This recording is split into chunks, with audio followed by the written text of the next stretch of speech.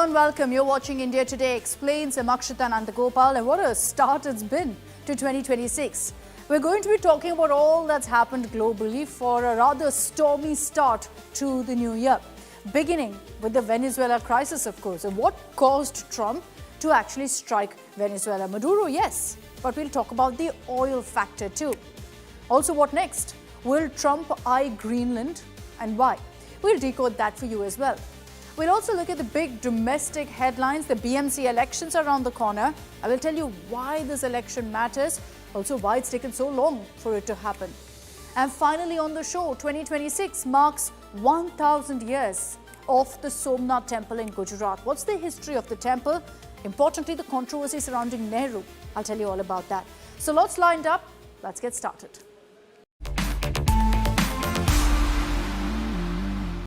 America's latest target, Venezuela. We witnessed a dramatic start to 2026 with Trump's strikes in Venezuela and the capture of President Nicolas Maduro. Washington described the action as a targeted operation against drug trafficking and security threats. But it immediately sparked global controversy, it sparked huge debates and strong international reactions. Maduro's ruled Venezuela since 2013 and has long faced allegations of corruption, of election rigging and links to criminal gangs. President Donald Trump framed the attack as part of a campaign to dismantle what the US calls a narco state. Maduro and his wife were indicted on US narcotics and weapons charges, described as part of a broader narco-terrorism case. Maduro pleaded not guilty, calling his capture a kidnapping and claiming head of state immunity. But it also raises a crucial question here. Is the attack purely about justice, purely about Maduro, or are Venezuela's vast resources also a factor? Is this ultimately all about oil? Here's why there's a lot of discourse about this. Venezuela holds 303 billion barrels of proven crude oil reserves, the largest in the world, accounting for about 17% of global reserves. Most of this is extra heavy crude from the Orinoco Belt, which is costly, technically difficult to refine. In 2024, Venezuela exported around 656,000 barrels per day, with oil and petroleum products making up 60% of total exports. But Venezuela's current production is less than 1% of global demand, down from 3% in the 1990s. The United States has its own stake in the situation as well. Although the decline began under Hugo Chavez and continued under Maduro due to mismanagement, it worsened sharply after American sanctions in 2019 aimed at cutting oil revenue and forcing political change, which ultimately didn't happen. But ultimately, as a result, Venezuela lost key markets like India and the EU and could not import diluents needed for heavy crude processing. With the foreign currency cut off, the government printed money, and that triggered hyperinflation and that destroyed savings and salaries. The resulting humanitarian crisis even led to an exodus of nearly 8 million Venezuelans since 2019.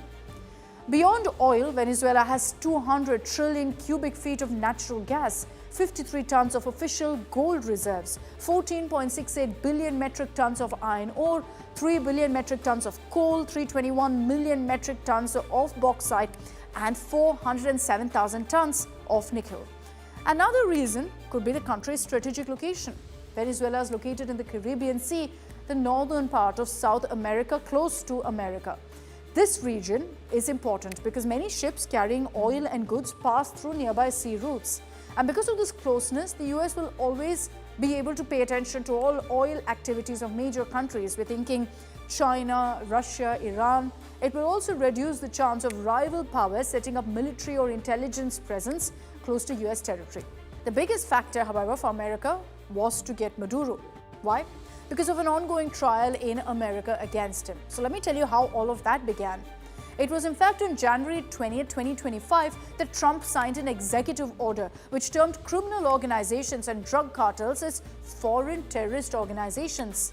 A Venezuelan street gang, Tren de Aragua, was also included, which Trump claimed was linked to Maduro.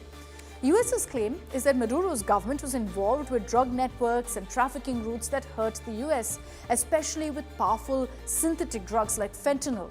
In fact, his indictment dates back to 2020, when the Justice Department filed criminal charges against him. Maduro and others were accused of engaging in a criminal conspiracy to use Venezuela as a base for drug trafficking, of a conspiracy to transport cocaine into America. But there are many who've challenged this claim, saying there's zero concrete evidence actually linking Maduro to drug cartels. In 2025, we've seen multiple strikes by US forces against Venezuela. In August 2025, the US military deployed 3 guided missile destroyers near Venezuela. Then in September, the US conducted its first attack on what Trump called a drug smuggling vessel that left Venezuela and was run by the gang that I referred to earlier, Tren de Aragua. Now, the attacks didn't just stop there. You had in September itself, from September 15th, September 19th, US carrying out a second and third round of attacks on Venezuelan vessels, again on charges of drug smuggling. Trump also declared that the US was now in an armed conflict with Venezuela. But at that point, the understanding was that it was against drug cartels in the country. In October 2025, Trump authorized the CIA to carry out secret operations inside Venezuela. Over a dozen strikes were carried out by US military in the upcoming months. Trump repeatedly warned that he could order military strikes inside Venezuela. The United States has detained sanctioned oil tankers off Venezuela coast, blocked additional vessels to tighten pressure on its economy. I authorized for 2 reasons, really. Number one, they have emptied their prisons into the United States of America. They came in through the border. And the other thing are drugs. We have a lot of drugs coming in from Venezuela. And a lot of the Venezuelan drugs come in through the sea, so you get to see that. But we're going to stop them by land also. How did Maduro respond amid all this? By dancing. In November, a video went viral of Maduro dancing to No War, Yes Peace. Please. Yes, peace. Yes, peace. Peace to the better. Now, according to some reports, like the New York Times, US President Donald Trump and his advisors viewed that moment of the dance as a mockery at a time of rising military tensions, and could have even been one of the many reasons Trump decided enough is enough. But let's talk about what the impact on India will be. The US attack on Venezuela could affect global crude oil prices, which are important for India because it imports over 85% of its oil and spends tens of billions of dollars annually. But Venezuela now supplies only a very small share of India's oil, so India's direct dependence is limited. But of course, if global prices rise even slightly, India's oil import bill could increase, pushing up fuel, transport costs and inflation. Analysts say the immediate impact may remain small, with any major change depending on whether Venezuela's oil production and exports actually recover under new management. What's happened with Venezuela has triggered a whole lot of debate on whether Greenland is next, and Trump too suggested it. We need Greenland from a national security situation. It's so strategic. Right now, Greenland is covered with Russian and Chinese ships all over the place. We need Greenland from the standpoint of national security. And Denmark is not going to be able to do it, I can tell you. Well, this comes as no surprise because even before taking over as president, Trump had spoken of buying Greenland. We need them for economic security. The Panama Canal was built for our military. Look, the Panama Canal is vital to our country. It's being operated by China. And we gave the Panama Canal to Panama. We didn't give it to China. And they've abused it. They've abused that gift. It should have never been made, by the way. Giving the Panama Canal is why Jimmy Carter lost the election, in my opinion, more so maybe than the hostages. The hostages were a big deal. So you've heard what he said. That brings us to the question, can a country be bought? And why does Trump want to buy Greenland? We'll answer all of these questions in just a bit. First, a bit about Greenland. It's the world's largest island, about a fourth the size of the United States. It's a country, but part of Denmark territory, but it's autonomous. What that means is that Greenland elects 2 representatives to Denmark's parliament, but also has its own parliament. So yes, they have their own government. 75% of the island is covered by a permanent sheet of ice. Only a small part of this island is actually habitable, which makes Greenland the least densely populated area of the world. About 56,000 people live in Greenland, the population largely concentrated in capital Nuuk. 88% of the population is the local Inuit community. So I know what you're wondering. Why is Trump interested in buying a country like Greenland with such a small population? It's not all about real estate bragging rights. It's about geography, strategy, and staying ahead of the US adversaries. So let me show you on the map, this map, because here you will be able to understand that what exactly we are referring to. So here is the map, and here this part is Greenland.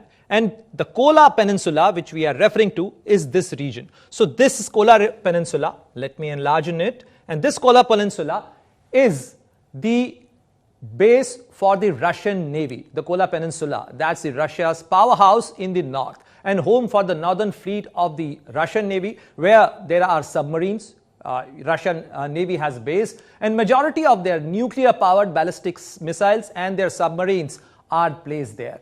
Kola Peninsula, this portion here, you can really see that where exactly is the Kola Peninsula. This is the kind of map, you know, this is the 2D map, the two-dimensional map. And here, they sit right across the Finland and Sweden, just adjacent to that. And this is the Barents Sea. But here, when you see the shortest circle route which we are talking about is actually a route which can, from this Kola Peninsula, they can fire up to the continental part of the US or the US mainland via this route, because this is the Arctic pole, this is the Arctic Sea, and the ICBM, the Intercontinental Ballistic Missile, and their testing sites like pellets are also in this region. So here you can see the difference or the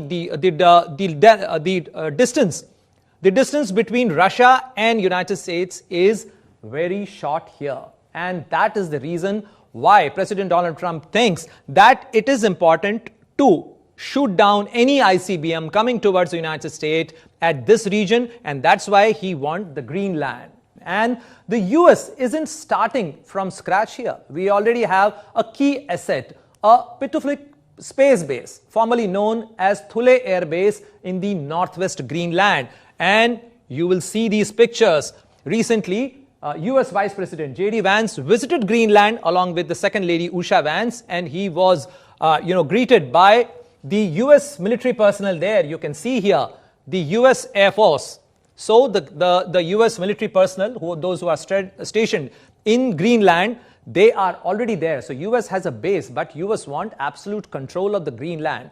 And this is the northernmost military installation of the United States, operated by the US Space Force Command since 2020. But it's not just about Russia. The Arctic is heating up. Literally, climate change is melting the ice, and you can see here the ice is melting in the Arctic region. This is opening up new routes, new paths, and opening the Northern Sea route faster than ever. This Northern Sea route is considered as the fastest route as compared to the Suez Canal as well. And the Chinese cargo ships are already sailing this path to European ports like Flexstove near the Rotterdam in Netherlands, cutting transit time to 18 to 20 days, half the Suez Canal route. And without those Suezmax size limits, because Suez Canal has a size limit for the ships, and here in the northern Arctic route, there is no size cap, and therefore the bigger container ships, bigger cargo ships of the Chinese exports can travel through this route. And this boosts China's EU trade big time. And where commerce goes, military follows. China, calling itself a near-Arctic state, has sent research submarines under the ice already and raising alarms about future military submarines venturing into North Atlantic. And that is also one of the key reasons and key fears for US military and President Donald Trump. Add in Greenland's vast mineral resource like rare earth minerals, critical for technology and defenses, and you see why Donald Trump says Denmark is not going to be able to do it alone, because US has that technological prowess. Denmark and Greenland have pushed back, saying it's not for sale and could even end NATO if forced. So this is the kind of warning coming from Denmark and its Prime Minister Mette Frederiksen. But the White House is relentless. The White House even mentioned the military as always an option, though that's raised eyebrows across Europe, because that is going to spark another competition and another challenge for the EU and US collaboration. Let's talk about the BMC elections. It's not a battle over a state, but over the Mumbai Municipal Corporation. And yet, it's the biggest political flashpoint in Maharashtra. Voting, of course, is happening in a few days from now. And this is no ordinary civic contest. The BMC is India's richest municipal body, with a budget far exceeding most civic corporations in the country. For 2025-26, it presented a record budget of around 74,427 crore rupees, nearly 14% higher than the previous year. And just to put that into perspective, the BMC's budget alone is actually larger than the annual GDP of several small Indian states and dwarfs the finances of most municipal corporations.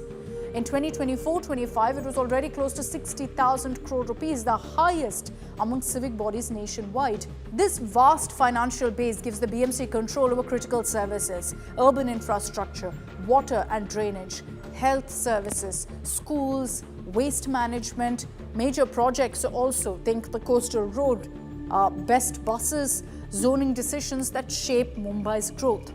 Its fiscal clout translates into outsized influence over anything development, over public welfare and real estate, very importantly, in India's financial capital.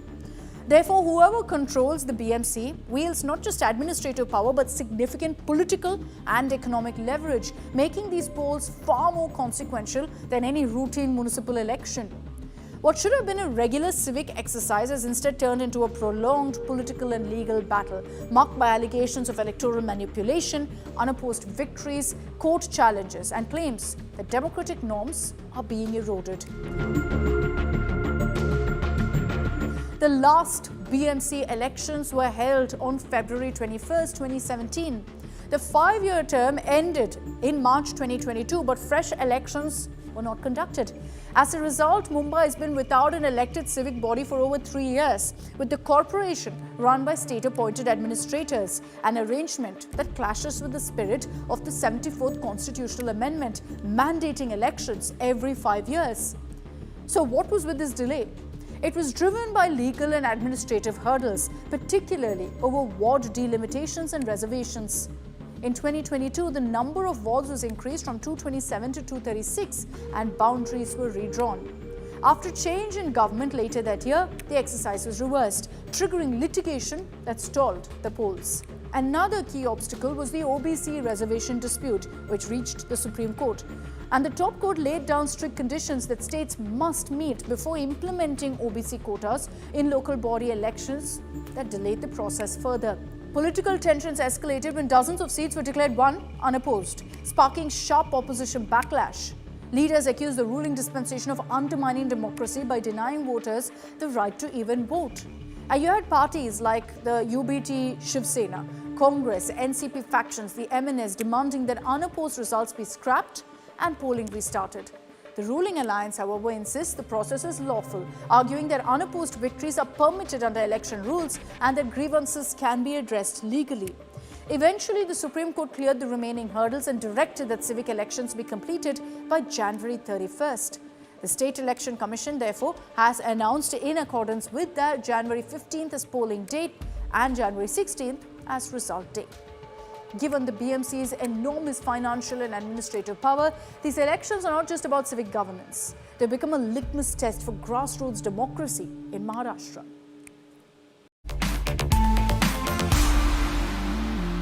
"2026 marks 1,000 years of the Somnath temple in Gujarat, because it was 1,000 years ago in January 1026 that Mahmud of Ghazni attacked the temple and completely destroyed it. But despite multiple such attempts, which I'll tell you about, the temple stands tall today. The Somnath temple, one of the most sacred sites for Hindus, has been referred to in the Mahabharata and Bhagavad Purana. And legend goes that the moon god Somraj first built a temple in Somnath made of gold. This was later built by Ravana in silver, by Krishna in wood, and by Bhimdev in stone. At its heart is a large black Shivalingam, one of the 12 most sacred Shiva shrines known as the Jyotirlingas. But as we mark 1,000 years of this temple, it's been in the midst of a political controversy too. Why? Because the Somnath temple was repeatedly targeted, destroyed by Muslim rulers, and its rebuilding was a subject of huge controversy, rigged up even today by the BJP. Before I tell you about the controversy, let's look back at what had happened to the temple. It was in late 1025 or early 1026 that the temple was targeted by Mahmud of Ghazni, a ruthless invader from present-day Afghanistan. At that time, the temple was so wealthy that it reportedly employed 300 musicians, 500 dancers, and 300 barbers. Mahmud captured the town and temple after a fierce two-day battle in which an estimated 70,000 defenders were killed. He then plundered the temple's immense riches, destroyed the structure completely, and this marked the beginning of a cycle of devastation, reconstruction that continued for centuries. The temple was again destroyed in 1297, 1394, and finally in 1706 by Mughal ruler Aurangzeb. Through the plundering and the destruction, many rulers attempted to rebuild the temple over and over again. But after Aurangzeb destroyed the temple, a separate, smaller temple was built near the ruins of the main shrine. This was by Ahilyabai Holkar, the Queen of Malwa. But let's now fast forward to 1947, the year of independence. November 1947 is when Junagadh district had joined India, and the then Deputy Prime Minister Sardar Patel visited the district days later. That's when he first vowed to reconstruct the Somnath temple. Patel had called it a holy task in which all should participate. Mahatma Gandhi was apprised of the move, and he suggested that the funds for the construction should be collected from the public and the temple should not be funded by the state. Congress leader K.M. Munshi, who also had a key role in the construction, did pitch for the government of India's involvement, but he was overruled by Nehru. The reconstruction was therefore funded by public contribution. A trust was created to manage the affairs, and the government also created an advisory committee headed by K.M. Munshi. Now, what's the political controversy about? First, over Nehru refusing to allow government funds to be used for the Somnath temple reconstruction. The BJPs alleged that Nehru allowed government funds for building mosques, but not for the Somnath temple. जब पंडित जवाहरलाल नेहरू बाबरी मस्जिद के मुद्दे पर सरकारी खजाने से पैसा खर्च करने की बात जब उन्होंने छेड़ी थी, फिर नेहरू जी ने सोमनाथ मंदिर के पुनर्निर्माण का सवाल उठाया. The second contentious aspect was the Pran Pratishtha of the temple, which happened 3 years later. Patel passed away, and in his absence, Pandit Nehru was invited for the inauguration. He turned down the invite. The invite was then passed on to the president, Rajendra Prasad. Historians note that Nehru frowned upon the president's presence at the Pran Pratishtha, but Rajendra Prasad stressed that he was attending in his personal capacity. Here are the exchanges that happened between Nehru and Rajendra Prasad. Nehru, in his letter to the president, wrote, "I confess I do not like the idea of your associating yourself with the spectacular opening of the Somnath temple. This is not merely visiting a temple, but rather participating in a significant function which unfortunately has a number of implications. I feel it would be better if you did not preside over this function." Rajendra Prasad then replied, "I do not think that my presence at the inauguration of the temple would be inconsistent with the secular character of the state. There's nothing in the constitution which prevents me from taking part in a religious function. A state which honors all faiths need not be ashamed of its own traditions." Nehru then gave in, saying, "If you feel that it will not be right for you to refuse the invitation, I would not like to press my point any further." Now, Nehru also shot off letters to chief ministers, informing them categorically that the government had nothing to do with this ceremony. Nehru also opposed a circular sent to Indian ambassadors asking them to collect and send water from major rivers and soil from mountains of the countries they were accredited to for the temple. He asked the Ministry of External Affairs to ignore these requests. So why did Nehru oppose any representation at the ceremony? Nehru felt the image of secularism was being compromised by any messaging that the government was involved in the reconstruction of the temple. He contended that the government cannot be a part of any religious event. It's over this stand of Nehru's that the BJPs lashed out at the Congress, with Prime Minister Modi in a blog also recalling Sardar Patel's role in rebuilding the temple while taunting Nehru, saying the opening of the temple in 1951 did not enthuse the first Prime Minister of the country. That's all we have time for in this edition of India Today Explains. Thanks very much for tuning in. I'll see you same time next week.